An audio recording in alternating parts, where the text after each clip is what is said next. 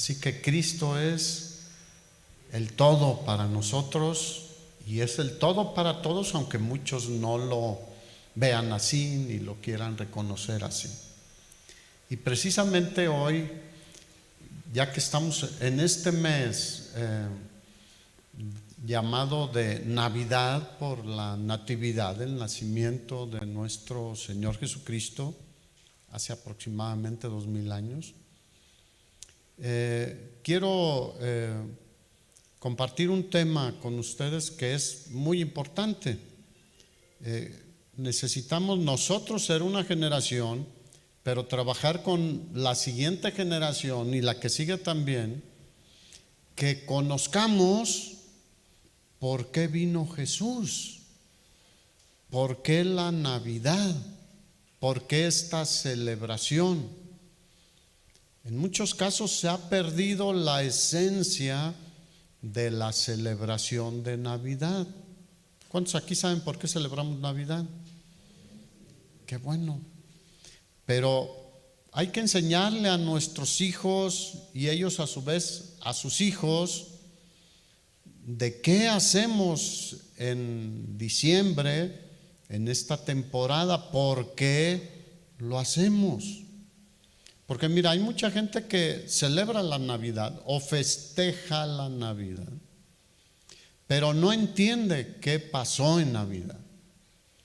Y el miércoles Omar empezó recordándonos que las últimas palabras del Antiguo Testamento que el Señor nos dejó fue: recuerden todo lo que Moisés les dijo y los profetas. O sea, porque ahí en la Escritura, en el Antiguo Testamento, encontramos muchas profecías, muchos avisos, anuncios de que Jesús vendría, que el Mesías vendría a este mundo.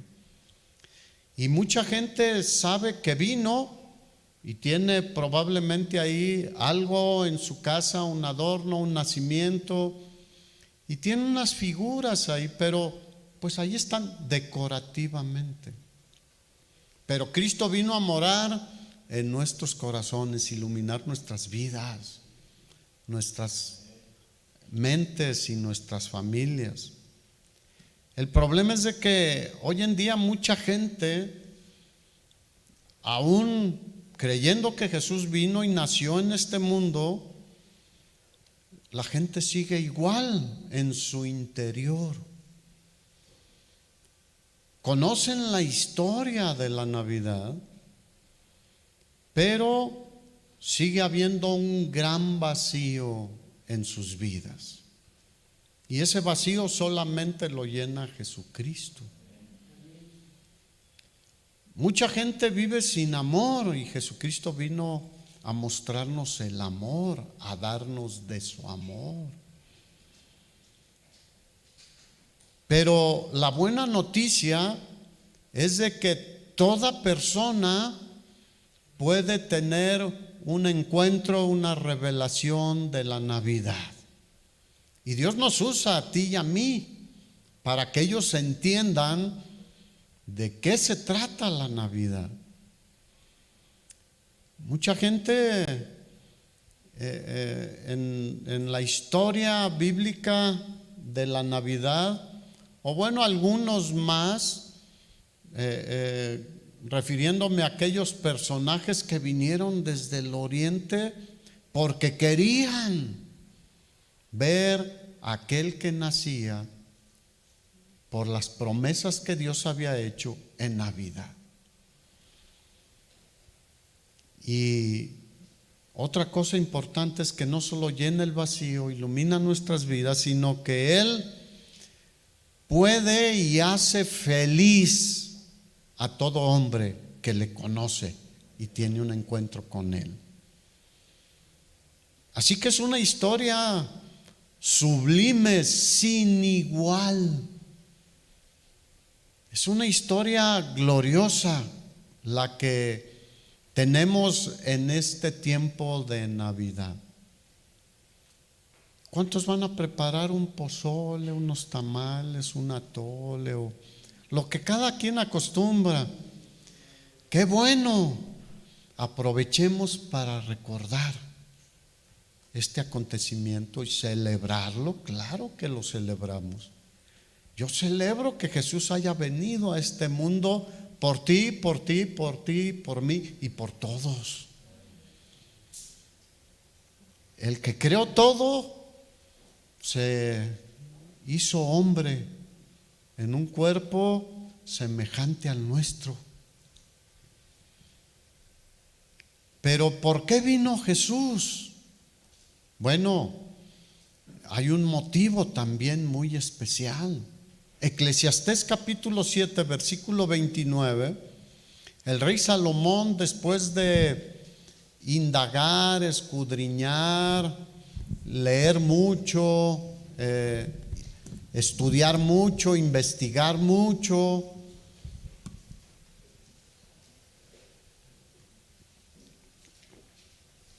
llega a esta hermosa conclusión.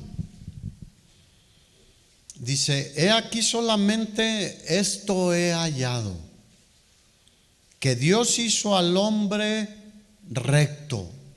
¿Cómo hizo Dios al hombre? Recto. ¿Cómo hizo a Adán y a Eva? Rectos, perfectos. Pero, ese pero es doloroso. Ellos, el hombre, hombres y mujeres, jóvenes y grandes, niños, buscaron muchas perversiones. ¿Qué buscaron los hombres? ¿Qué buscábamos nosotros? Los que un día vivimos sin Cristo, hacer lo que bien nos parecía, aunque fuera una perversión. Entonces, Dios no ha hecho nada malo. Es que así me hizo Dios. No. Dios hizo al hombre perfecto, pero ellos buscaron muchas perversiones. Y es el patrón hoy en día. El hombre sigue buscando hacer cosas que ofenden a Dios, que no bendicen a nadie y que los lleva a un estado totalmente separados de Dios, alejados de Dios. Desde la creación en Génesis capítulo 2, vemos cómo Dios es bueno. ¿Cuántos creen que Dios es bueno? Dios es bueno y su corazón para con el hombre era de poder tener comunión con Él constante, siempre, y que el hombre pudiera disfrutar de todo lo que Dios hizo, todas las bendiciones de Dios, y tener comunión con Él directa. ¿Cuántos dicen gloria a Dios? Y dice en Génesis 2, capítulo 2, versículo 15: tomó pues Jehová Dios al hombre y lo puso en el huerto de Edén para que lo labrara y lo guardase. Y mandó Jehová Dios al hombre diciendo: de todo árbol del huerto podrás comer. ¿De cuánto? De todo. Y bueno, ya hemos platicado y podemos imaginarnos el huerto, una maravilla, algo excepcional que no hemos visto nosotros, aunque a los que nos gusta la naturaleza y todo lo que vemos a nuestro alrededor y nos maravillamos. Bueno, el huerto de Edén era excepcionalmente hermoso y había muchas cosas de las cuales el hombre podía disfrutar. De todo árbol del huerto podrás comer, mas del árbol de la ciencia del bien y del mal no comerás, porque el día que de él comieres, ciertamente morirás. Y dijo Jehová: no es bueno que el hombre esté solo. ¿A quién le dio el mandamiento en primera instancia? Directo al hombre, a Adán. Todavía no había creado a Eva. Por eso dice el versículo 18 que dijo Dios, Jehová Dios: no es bueno que el hombre esté solo, le haré ayuda idónea para él. Ahora, ¿quién le transmitió a Eva este mandamiento de Dios? Único, diga único, uno, un solo mandamiento de Dios. ¿Cuántos pueden cumplir un mandamiento? ¿De veras? A ver, hijos, ¿cumplen una instrucción de sus papás? Y uno es nada. Ahora tenemos una cantidad grande de mandamientos, la ley moral de Dios, etcétera, y muchos otros. Pero aquí había un solo mandamiento. Y la Escritura no nos dice si Dios también le dio la misma instrucción a Eva o Adán fue el encargado de transmitirle la instrucción de Dios, aunque Adán y Eva hablaban con Dios, tenían comunión con Dios, tenían comunicación con Dios. Hoy en día nosotros en Cristo tenemos lo mismo, esa gran bendición de tener comunicación y comunión con nuestro Creador, con nuestro gran Dios. Así que la obra del Señor al crear la vida humana incluyó al hombre que lo formó del polvo de la tierra, y después de darle el soplo de vida, él fue un ser viviente. Lo formó así como un alfarero forma una vasija. Si quieres saber cómo le hacen, ve aquí a Capula, está muy cerca, ahí hacen muchas cosas de barro. Y una olla o algo de barro sin el toque de Dios, sin la vida que Dios da, pues no es más de que eso. Pero Dios sopló en él aliento de vida, del polvo de la tierra lo hizo. Y el hombre fue hecho conforme al plan de Dios y con un propósito especial: tener esa buena relación con Él.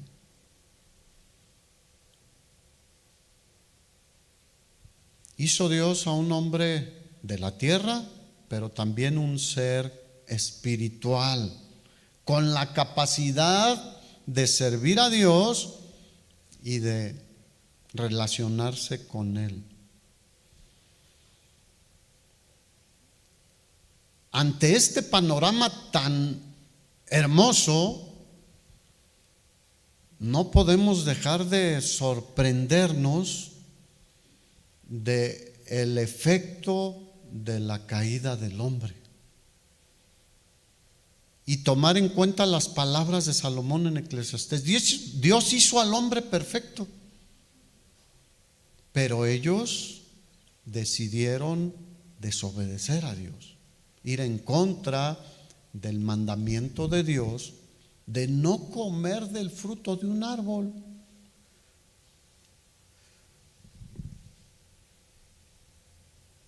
Desde que ocurrió esto hasta el día de hoy, nosotros nacemos con la tendencia a pecar. ¿Por qué les estoy diciendo todo esto? Bueno, porque por ese punto, ese momento de la desobediencia del hombre, vino Jesús, porque el hombre ya no podía salvarse por sí solo, ya no podía tener comunión con Dios, necesitaba un Salvador. Ahora Cristo Jesús quita la enemistad con Dios y, valga la expresión, nos conecta nuevamente con nuestro Creador, con nuestro Padre. Y ahora tenemos comunicación, comunión con Él. Allí en el huerto, Dios probó la obediencia del hombre y hoy sigue probando nuestra obediencia. ¿Cuántos aquí son obedientes? pues trabajamos en la obediencia, pero nos falla todavía. Pero el Espíritu Santo nos ayuda, ¿no creen? Para crecer en la obediencia a Dios. De todo árbol del huerto puedes comer, árboles deliciosos. A mí me gusta mucho la fruta, pero hay unas que son más ricas que otras. Pero aquí dice, todo árbol era delicioso.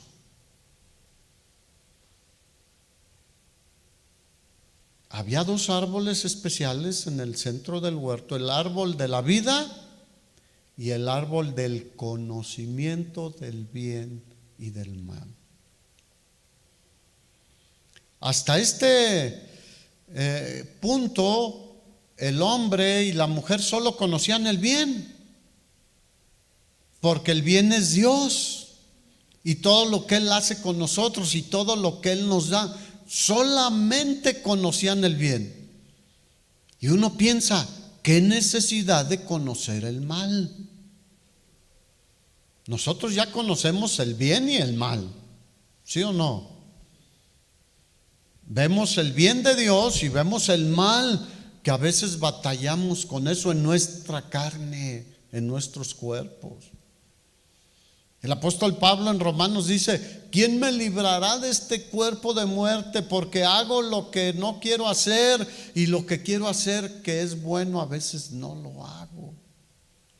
Y seguimos batallando. Nosotros heredamos eso del primer hombre, la primera mujer.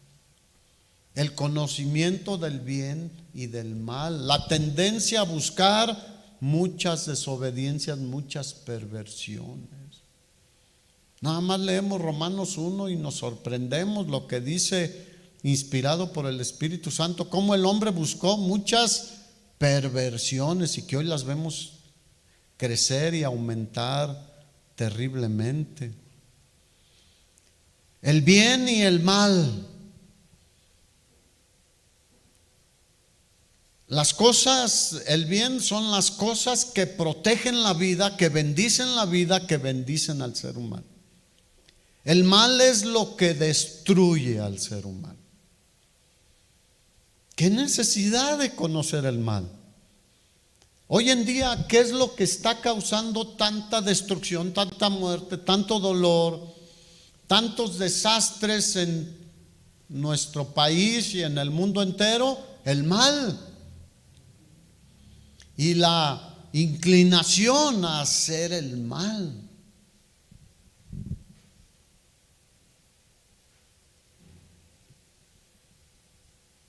Había un gran potencial de hacer algo que dañara todo lo que tenían. También nosotros tenemos ese potencial como seres humanos, de hacer cosas que dañen todo lo bueno que Dios quiere hacer con nosotros. Pero el hombre, en lugar de abrazar lo bueno, decide cruzar los límites. Hace poquito hablamos de que debemos formar una generación que conozca los límites. Bueno, Adán y Eva, ¿qué hicieron? Cruzaron los límites que Dios les había puesto. Y hoy en día millones de personas siguen cruzando los límites. No lo respetan, al contrario, cada vez más se rompen más límites. Hay una cantidad de perversiones que están rompiendo los límites puestos por Dios. Y no las quiero enumerar, tú las conoces. Pero sigue en batalla la aprobación del aborto y la legalización del asesinato de bebés, de seres humanos, de pequeños, en todo el mundo. Cruzar los límites. ¿Quién dio esa pequeña vida? Dios. ¿Quién la puede llevar? Dios. Pero muchos están atribuyendo el derecho a hacerlo. Principalmente a la mujer la están llevando emocionalmente y mentalmente a ese punto. Tú eres dueña de tu cuerpo, tú puedes hacer con él lo que quieras.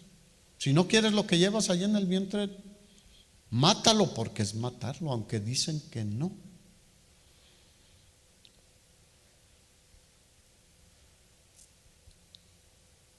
El lugar donde vivían era un lugar donde había maravillas. Dice ahí Génesis, tú lo puedes leer después, que había oro fino, piedras preciosas, ríos, una maravilla.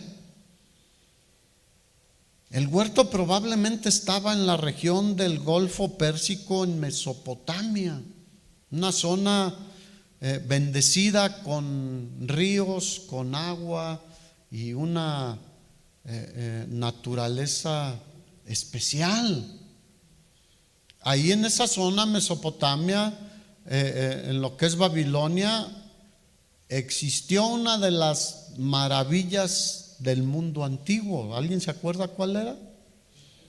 Los jardines colgantes de Babilonia. Era un lugar privilegiado, naturalmente hablando. Y Dios le dijo al hombre que trabajara en el huerto del Edén. Y trabajar, lo que Adán hacía, era un servicio a Dios, porque ¿quién le dijo que lo hiciera? Dios.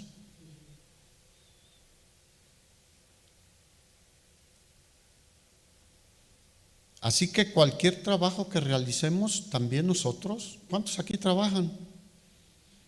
Qué bueno. Bueno, lo debemos hacer como para Dios. Eso dice la Biblia. Efesios capítulo 6 dice que a los siervos, a los que tienen que trabajar bajo un amo, dice que sirvan a sus amos con temor y temblor, en el versículo 5, con sencillez de vuestro corazón como a Cristo, no sirviendo al ojo como los que quieren agradar a los hombres, sino como siervos de Cristo de corazón, haciendo la voluntad de Dios. Versículo 7, sirviendo de buena voluntad como al Señor y no a los hombres. Fíjate, le prestamos el servicio a un patrón, a un cliente, etcétera, pero nosotros sabemos que estamos sirviendo al Señor, glorificando al Señor. Si lo hacemos bien, glorificamos al Señor. Si lo hacemos mal, lo hacemos ver mal. Y Adán servía a Dios. El primer mandamiento de Dios al hombre tuvo que ver con la vida y la muerte, el bien y el mal. Y Dios hizo al hombre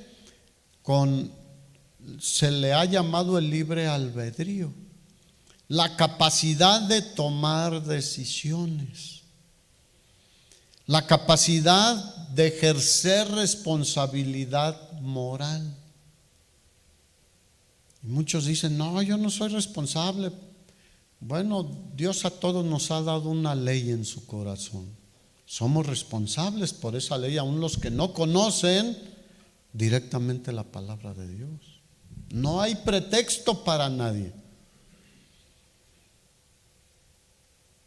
Y Dios siempre le siguió diciendo al mundo, a la gente, aún al pueblo de Israel, lo podemos encontrar ahí en Deuteronomio: pongo delante de ti la vida y la muerte, el bien y el mal. Tú escoge la vida para que vivas, el bien para ser bendecido. Pero si escoges el mal, recibirás las consecuencias de tu decisión.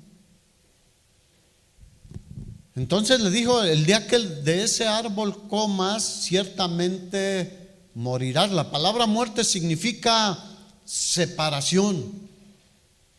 Cuando alguien muere, hay una separación del cuerpo y del espíritu y el alma.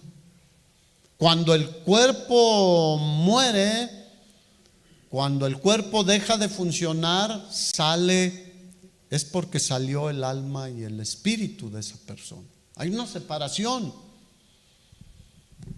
Y aquí en el caso de Adán y Eva y en el caso de nosotros, es una separación tanto física como espiritual.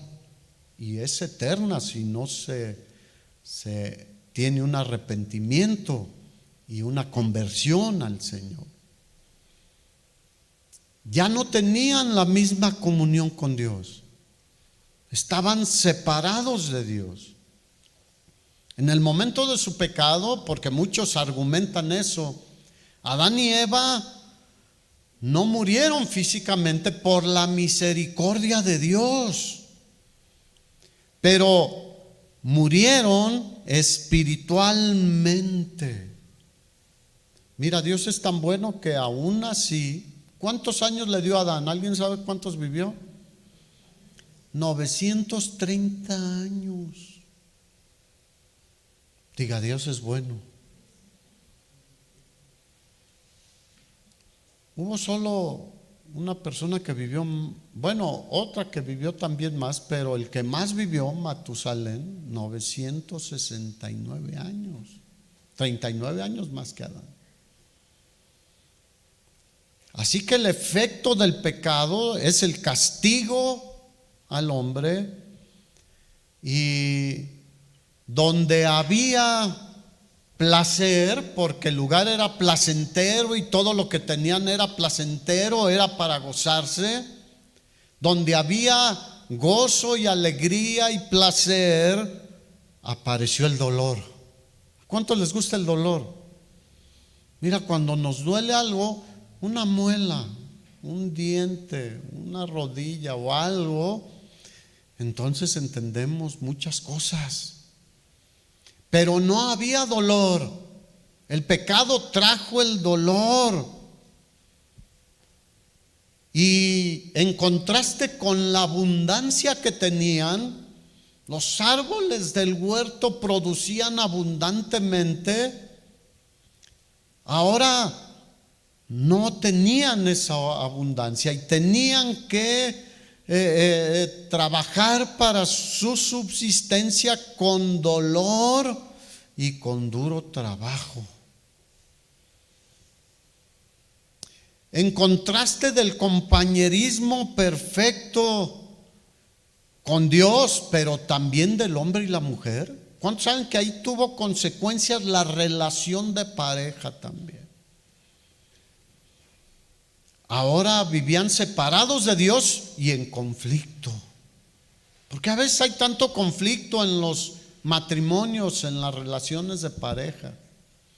Bueno, desde aquí se vienen arrastrando las consecuencias. Por eso era necesario que Jesús viniera, naciera.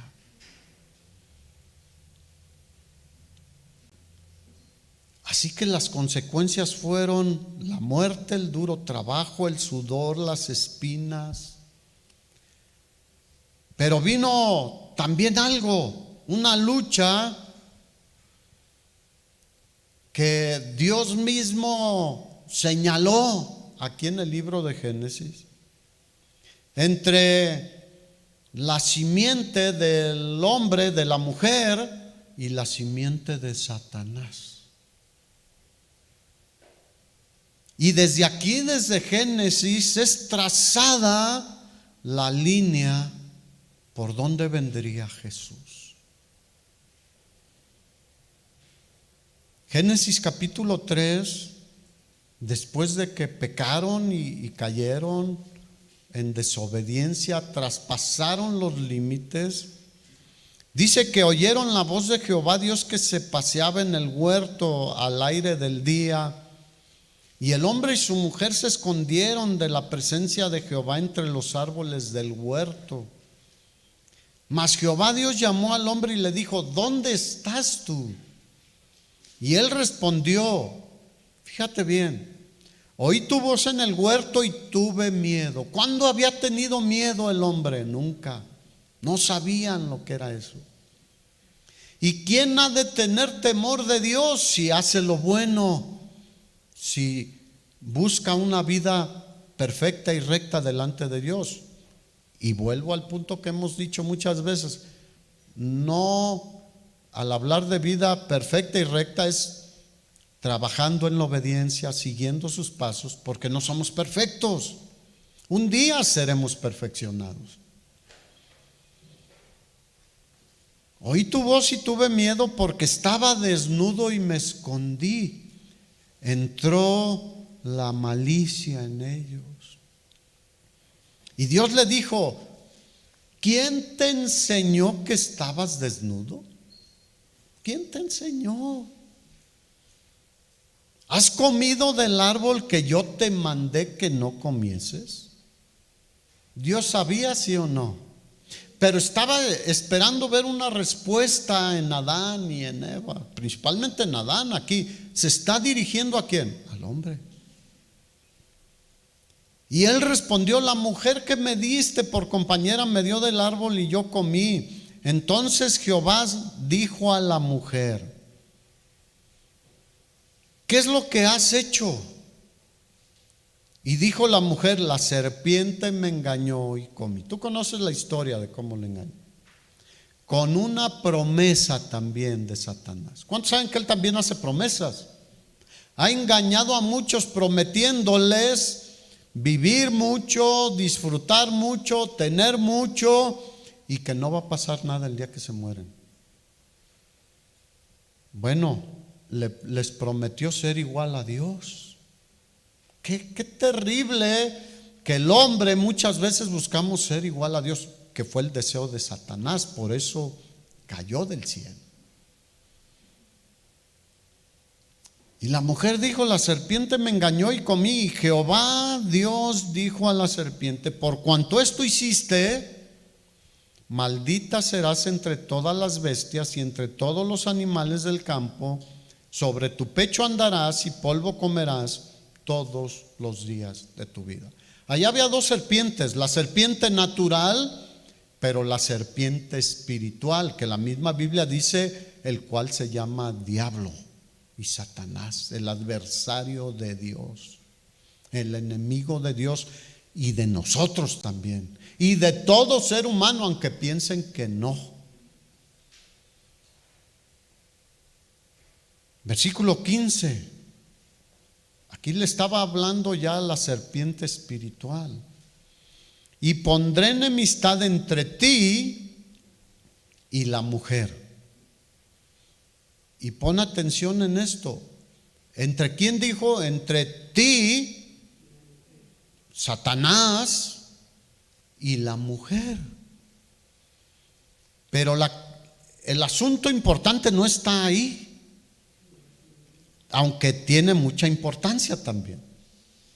Dice: entre tu simiente y la simiente suya. Hablando de cómo habría de nacer Jesús. A través de una mujer, la cual no conoció varón, de una virgen, sino que fue engendrado Jesús por el Espíritu Santo de Dios. Por eso él nació sin pecado, sin la naturaleza heredada de Adán, y vivió sin pecado, sin un solo pecado. Pondré enemistad entre ti y la mujer, y entre tu simiente y la simiente suya. Esta, la simiente de la mujer, te herirá en la cabeza, y tú le herirás en el calcañar. Mira, este libro de Génesis fue escrito aproximadamente en el año 1445 antes de Cristo, cuando el pueblo de Israel salió de la cautividad de Egipto y Dios le dio la revelación a Moisés y escribió Génesis, Éxodo, Levítico, Números y Deuteronomio y algunos salmos. Entonces, se escribió, podríamos decir, hace 3,500 años. Pero lo que Dios estaba hablando allí en Génesis capítulo 3 fue en un tiempo indeterminado,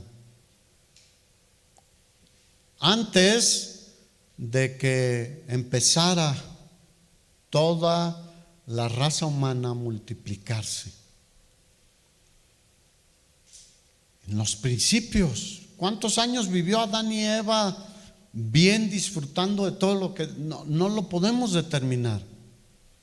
Pero después de ese tiempo, cuando ellos traspasaron los límites, por eso es importante, hermanos, tener límites en nuestra vida conforme a la palabra de Dios, conforme a la ley moral de Dios. Y que nuestros hijos conozcan esos límites y los respeten, es por nuestro bien y bien de ellos.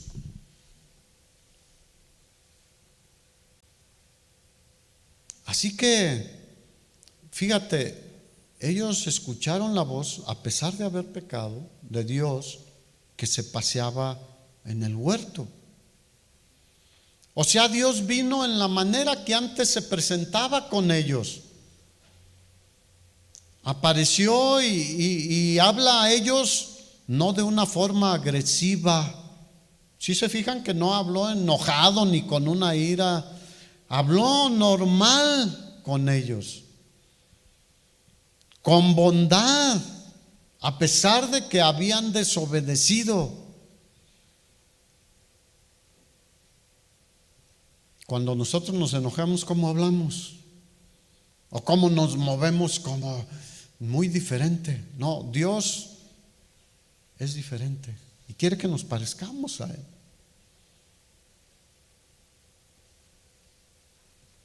Él les habló en la misma forma, una manera familiar,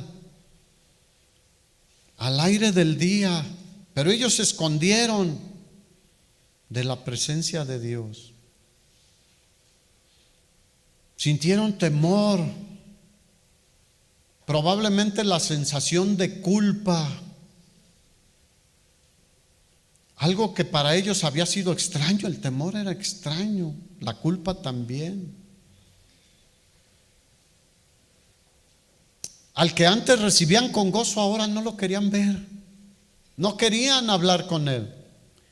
Y aquí nos damos cuenta cuando nos estamos enfriando espiritualmente, hermanos, cuando nos estamos alejando. Por eso yo oro por los hermanos que muchas veces no están recibiendo, o que están ahí en internet pero están haciendo otras cosas y no están poniendo atención. Escuchan pero no escuchan. Yo por eso siempre los invito: aparta este tiempo como si estuvieras yendo a la iglesia y siéntate con tu Biblia, con tu familia, y anota ahí donde estás. Pero sí oramos porque puede haber muchos hermanos que se están enfriando, que se están alejando, y lo vemos aquí. Empieza la relación que antes se tenía con Dios a ser distante, a separarse, porque antes recibían con gozo la presencia de Dios. Yo me imagino que estaban esperando a qué horas vendrá el Todopoderoso a estar con nosotros, a hablar con nosotros. Hablaban directamente con Él. Un día nos vamos a dar cuenta de lo que eso significa cuando estemos con Él.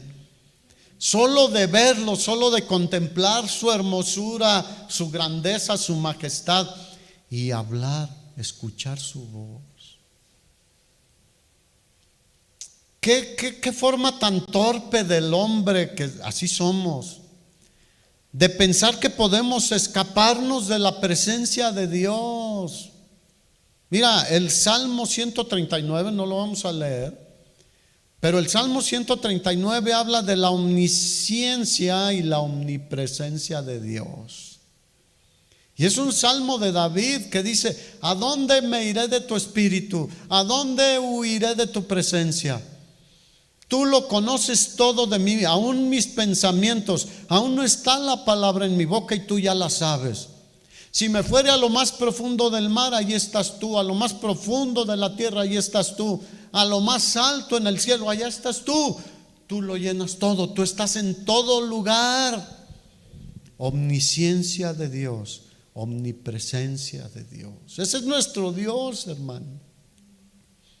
Podrían esconderse atrás de un mango o de un papayo. El otro día vi algo que me mostraron mis hijos que me dio risa.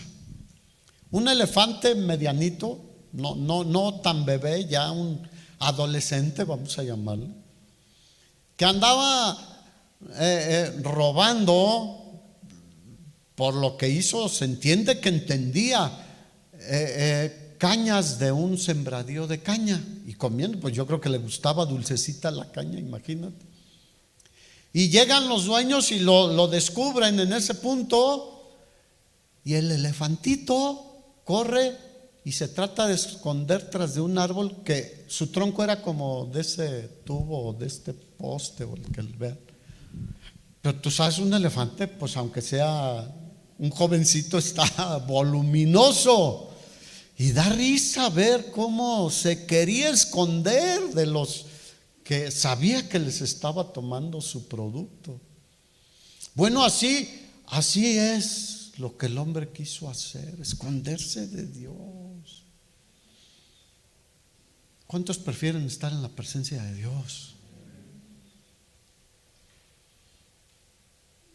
Pero lo que más me llama la atención es su actitud, que no tenían señales de humildad, de arrepentimiento, solo de querer justificarse, como tú comprenderás, tú también y yo también.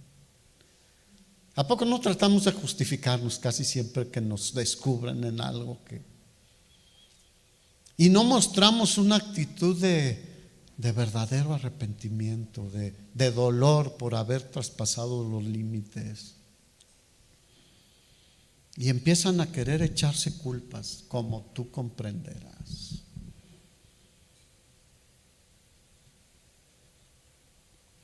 Este pecado de la primera pareja, fíjate, un pecado, fue atroz, sumamente grave, con consecuencias de largo alcance hasta el día de hoy, hasta que estemos con el Señor.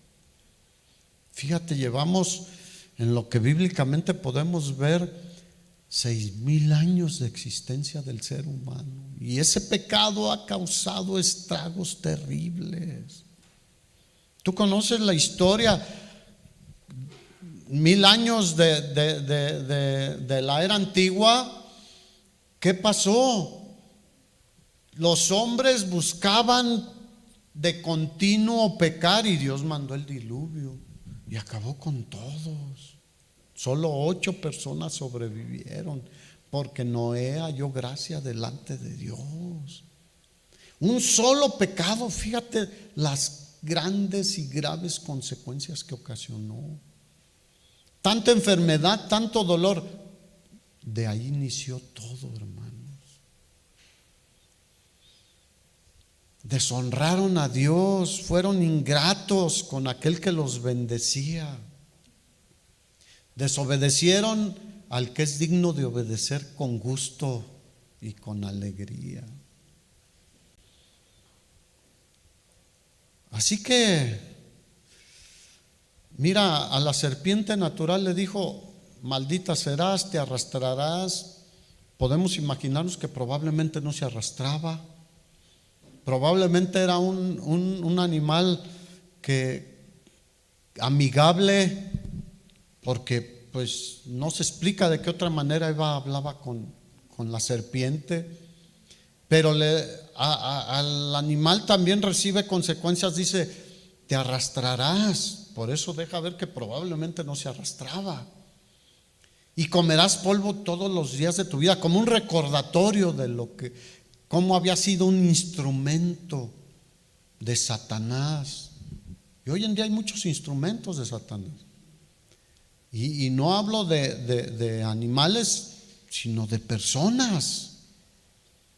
Hay muchas personas que son usadas por Satanás para alejar a aquellos que están buscando a Cristo, para enfriar, para muchas cosas, para engañar. Él es mentiroso y engaña siempre. Pero a la serpiente espiritual,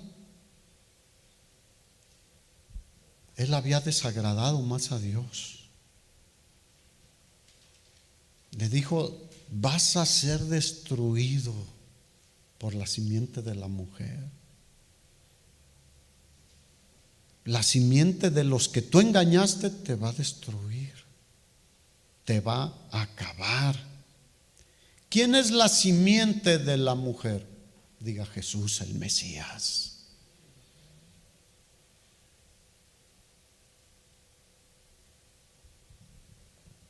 Desde ahí Dios estaba prometiendo un Salvador.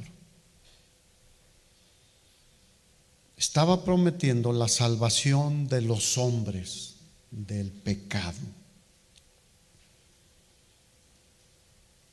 Tú le herirás en el calcañar, le dijo. O sea, obviamente el calcañar es el talón, y el talón aplastaría la cabeza de Satanás. A Satanás se le permite afligir a Jesús en lo físico, en su cuerpo. Ustedes conocen todo lo que él sufrió. Pero el veneno de la serpiente está en su cabeza. ¿Dónde iba a ser aplastada? En la cabeza.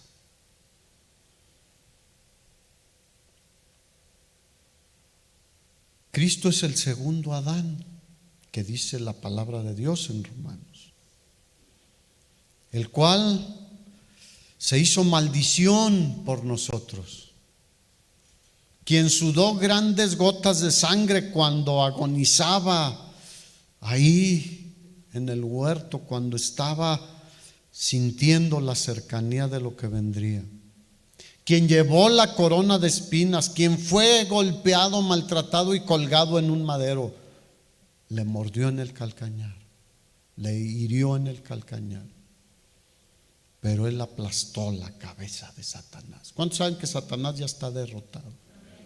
En Cristo somos más que vencedores. Colosenses capítulo 2 dice que en Cristo, versículo 9, habita corporalmente toda la plenitud de la deidad. Y esto es muy importante. ¿Quién era Cristo? Dios. En Cristo, aquel que estuvo sobre esta tierra caminando, en él habitaba, y hoy en día sigue siendo Dios. Pero cuando estuvo aquí, dijo Pablo, en él habita corporalmente toda la plenitud de la deidad. Jesús, el Mesías, el Salvador, era Dios. Solo él podía salvar a una humanidad pecadora, pervertida. Y hoy en día sigue haciéndolo. Por eso debemos entender el motivo de la Navidad. Desde el principio Dios planeó que Jesús viniera a nacer en esta tierra. Hace 2000 años ya vino. El versículo 13 dice que nosotros que estábamos muertos en pecados y en la incircuncisión de nuestra carne, nos dio vida juntamente con Cristo, perdonándonos todos los pecados, anulando el acta de los decretos que había contra nosotros, que nos era contraria, quitándola de en medio y clavándola en la cruz. Versículo 15: y despojando a los principados y a las potestades, los exhibió públicamente, triunfando sobre ellos en la cruz. ¿Dónde triunfó Jesús sobre Satanás y sus huestes? En la cruz.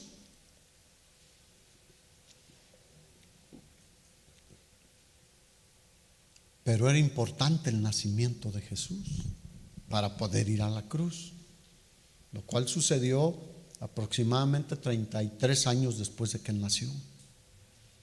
Por eso después de Navidad viene la Pascua. Así que Dios mostró su amor para con nosotros en que siendo aún pecadores, Cristo murió por nosotros. Romanos 5:8. Efesios capítulo 2 dice que anduvimos en otro tiempo en la corriente de este mundo, conforme al príncipe de la potestad del aire, el espíritu que ahora opera. Fíjate, ¿en quién opera? En los hijos de desobediencia, en los que no quieren obedecer a Dios, en los que no quieren tener límites que Dios ha establecido. En ellos opera el príncipe de la potestad del aire, el espíritu malo. Y aunque no los posea, opera en ellos, los impele, los impulsa a hacer lo malo delante de Dios. Pero el apóstol Pablo, entre ellos anduvimos en otro tiempo, siguiendo la corriente de este mundo. Yo digo, sí es cierto, yo anduve en esa corriente. Y yo andaba entre esta influencia del enemigo, pensando que lo que hacíamos que ofende a Dios nos hacía felices a nosotros, y no es cierto. Así que entre ellos anduvimos.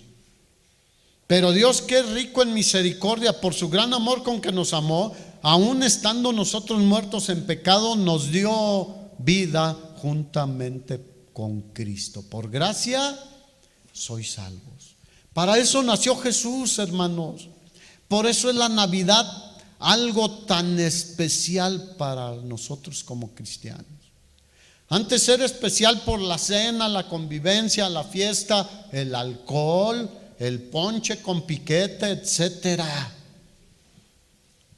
Ahora tenemos la bendición de compartir alimentos, pero la mayor bendición es saber a qué vino Jesús, por qué vino Jesús.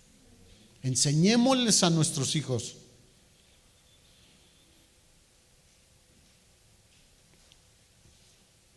Dios había prometido a través de Moisés también en Deuteronomio 18: profeta de en medio de ti, de tus hermanos, como yo te levantará Jehová tu Dios, a él oiréis. ¿Se acuerdan que a Jesús le preguntaban, ¿eres tú el profeta?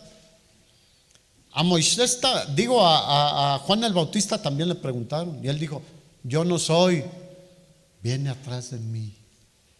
De él no soy digno ni siquiera de desatar la correa de sus zapatos, de su calzado, de sus sandalias. Así que Dios seguía hablando que levantaría a alguien, como Moisés fue usado para traer libertad de la esclavitud natural del pueblo de Israel. Jesús vino, el profeta prometido, a traer libertad de la opresión del pecado. Porque si alguno es esclavo de alguien, del pecado, necesita ser liberado. Lucas 4:18, hablando de la profecía, el Señor decía, vine a traer libertad a los cautivos, a dar buenas nuevas a los pobres, a poner en libertad a los que están encadenados, los que están en drogas, los que están en pecado, los que están en alcohol, los que están en inmoralidad sexual, los que están en cualquier tipo de pecado. A Él escuchemos. ¿A quién debemos escuchar nosotros? A Jesús. Jesús nos habla aquí en todo lo que hay en esta palabra. Él es el Verbo encarnado.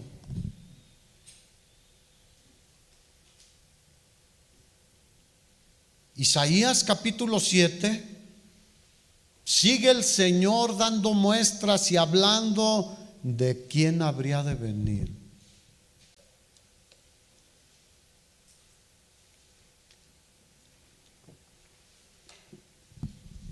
Con toda precisión y con mucha claridad, para que no hubiera duda, porque luego decimos, me imagino que puede ser esto. No, el Señor cada vez fue trayendo más luz y aclarando de qué estaba hablando desde Génesis capítulo 3. Isaías capítulo 7, versículo 14 dice: por tanto, el Señor mismo os dará señal. He aquí que la Virgen concebirá y dará a luz un hijo y llamará su nombre Emmanuel. ¿Qué significa Emmanuel? Dios con nosotros. Y hasta el día de hoy Dios está ¿con quién? Con nosotros y en nosotros, hermanos. Qué glorioso. Pero esta profecía también es 700 años antes del nacimiento de Jesús. Todavía la humanidad no veía al Salvador, al Mesías prometido, a la simiente de la mujer. Pero si enlazamos Génesis 3 y Isaías capítulo 7, vemos cómo Dios no miente ni dice las cosas de tal manera que no podamos entenderlas. Nos va aclarando constantemente.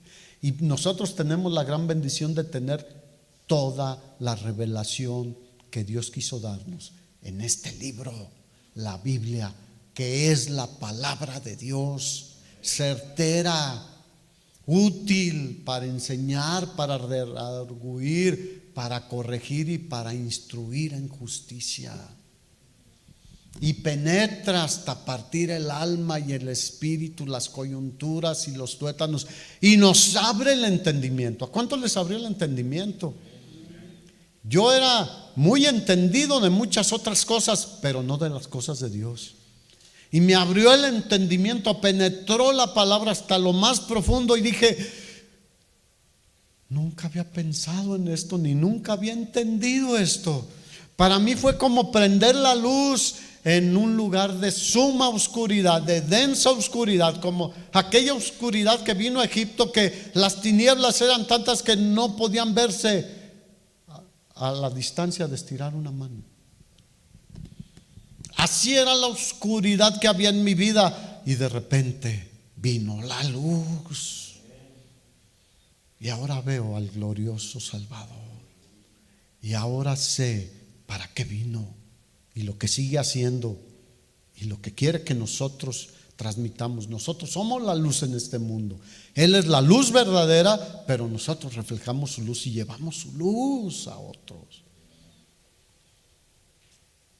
Isaías capítulo 9 todavía va llevándonos a más detalle para que estemos ciertos y seguros. Isaías 9 versículo 6 dice: porque un niño nos es nacido, hijo nos es dado, y el principado sobre su hombro. Y por si había alguna duda, dice: y se llamará su nombre admirable, consejero, Dios fuerte. Y esto le duele a muchos. Emmanuel, Dios con nosotros. Y luego aquí en el capítulo 9 dice que ese niño que nacería, la promesa de Dios, el Mesías que Dios enviaría, sería llamado admirable, consejero, Dios fuerte. Y lo que sigue todavía para todos aquellos que dicen que Jesús no era Dios y todavía siguen diciendo que Jesús no es Dios: Padre eterno. El Padre, el Hijo y el Espíritu Santo son uno. El Padre es el Dios eterno, el Hijo es el Dios eterno, el Espíritu Santo es el Dios eterno. Ese es nuestro Salvador, hermanos. Dios fuerte, Padre eterno y príncipe de paz. ¿Habrá alguna duda? Ahora, no se olviden por qué vino Jesús. El ser más glorioso, el Dios eterno, tuvo que venir a este mundo degradado, maltratado, en medio de millones de personas que estaban bajo la influencia de la serpiente espiritual y lo atacaban y lo oprimían, y hasta el día de hoy muchas personas siguen bajo la influencia de la serpiente espiritual. Pero Jesús sigue salvando, sigue rescatando. Mateo capítulo 1, versículo 20, el contexto es que José, el que se iba a desposar con María, cuando se enteró que estaba embarazada, quiso abandonarla secretamente. ¿Era un buen hombre? Claro que sí. Se habla poco de él, pero es un hombre a imitar, que estuvo dispuesto a servir a Dios, a glorificar a Dios, a pesar de que le dijeran muchas cosas y lo vieran con malos ojos. Porque ¿cómo lo veían en esa época? No es su hijo, no se ha desposado con ella. Ya estaba prometido, pero todavía no vivían juntos. No le importó el oprobio, no le importó lo que dijeran o lo que pensaran de él. Él dijo: lo que tú digas, Señor. Y entonces él, como era una buena persona, pensó en dejarla secretamente. Y dice que pensando él en esto, estaba pensando en irse a Estados Unidos. No estaba pensando en irse a algún lugar lejano, pero dice que un ángel del Señor le apareció en sueños y le dijo: José, hijo de David, ¿de dónde vendría la descendencia o de qué ascendencia vendría el Mesías? De la casa de David. José, hijo de David, no temas recibir a María tu mujer. No temas, fíjate, esa palabra también es muy importante. Había temor. Ay, es que ¿qué van a decir mis papás, mis abuelitos, mis vecinos, todos aquí en el pueblo, en Nazaret?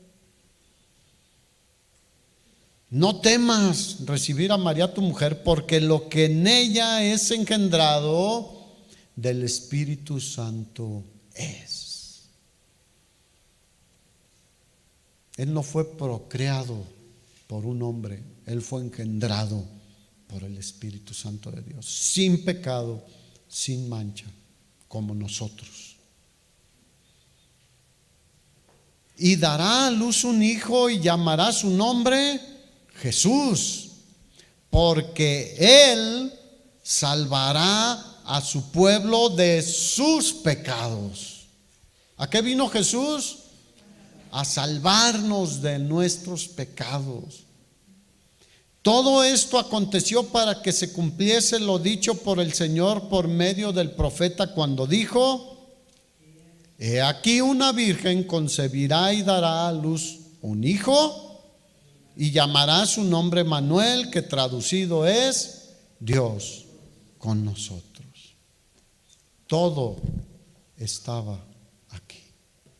Por eso el Señor Jesús, cuando venían sus perseguidores, los religiosos que deberían ser conocedores de las promesas de Dios, que deberían estar esperando con ansia la venida del Mesías, aunque sí estaban esperándolo, pero nunca escudriñaron cómo vendría, porque Isaías también habla de cómo vendría su primera venida, porque vendrá por segunda vez sin relación con el pecado, en poder y gran gloria por nosotros, y destruirá a sus enemigos y a todos los que lo rechazaron.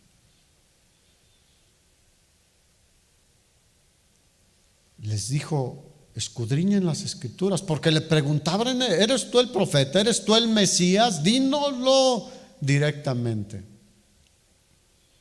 Aún los discípulos de Juan el Bautista fueron y le preguntaron: dice Juan que si eres tú el que iba a venir o esperaremos a otro. ¿Qué les dijo? Las obras que yo hago hablan por sí solas. Los ciegos ven, los mudos hablan, los cojos caminan, y a los pobres les es anunciado el reino de Dios. ¿Habrá alguna duda, hermanos? ¿Por qué vino Jesús? Por causa del pecado de la desobediencia del hombre. ¿Para qué vino Jesús? Para salvarnos de nuestros pecados.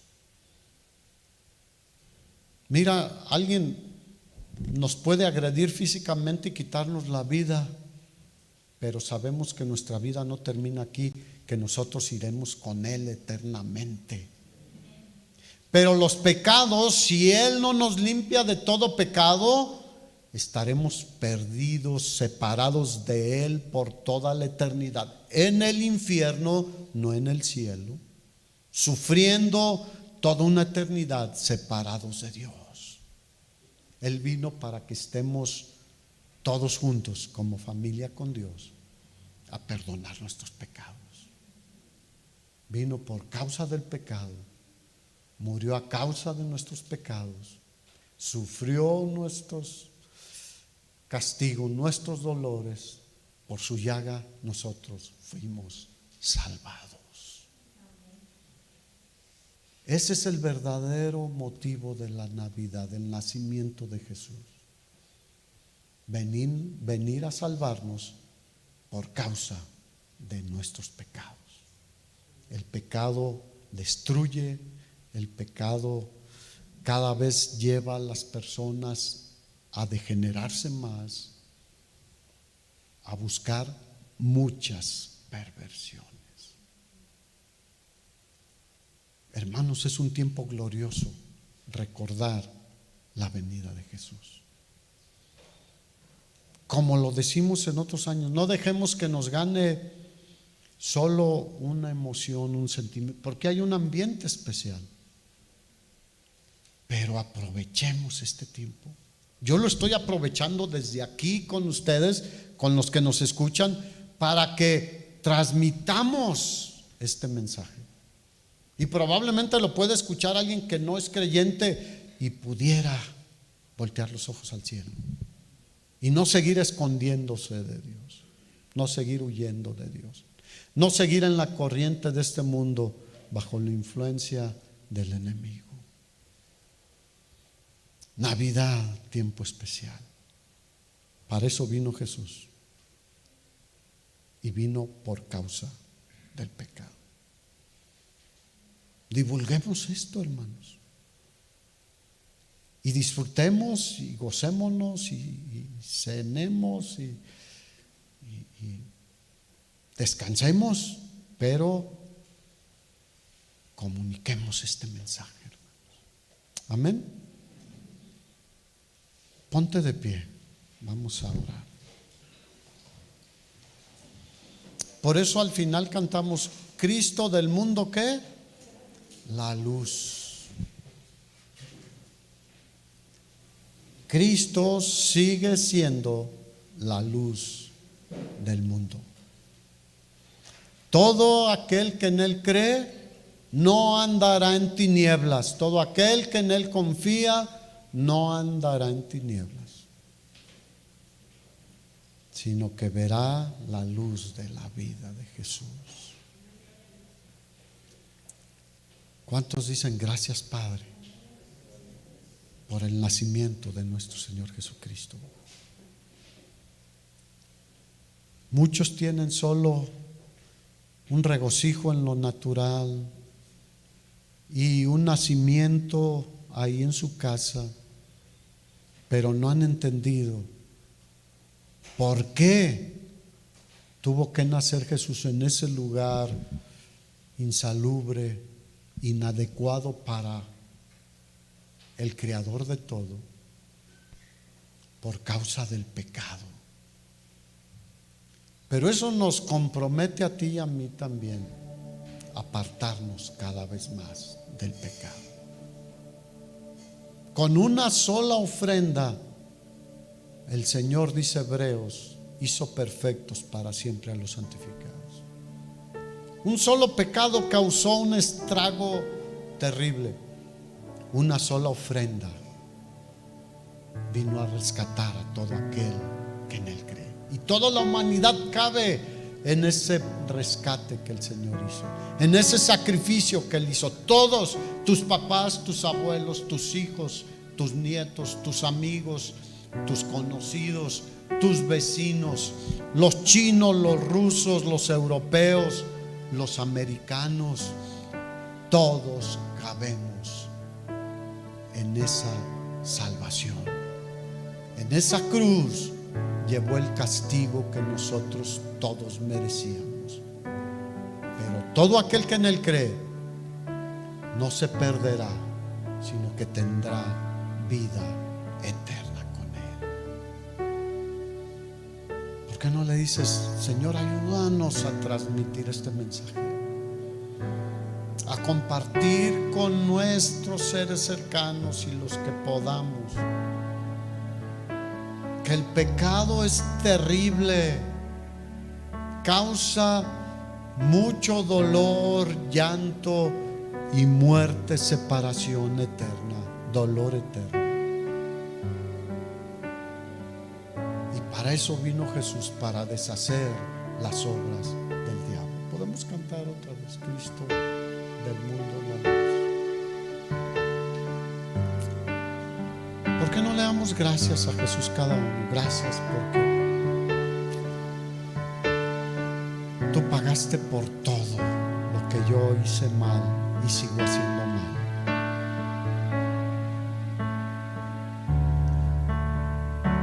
Tú iluminaste mi vida.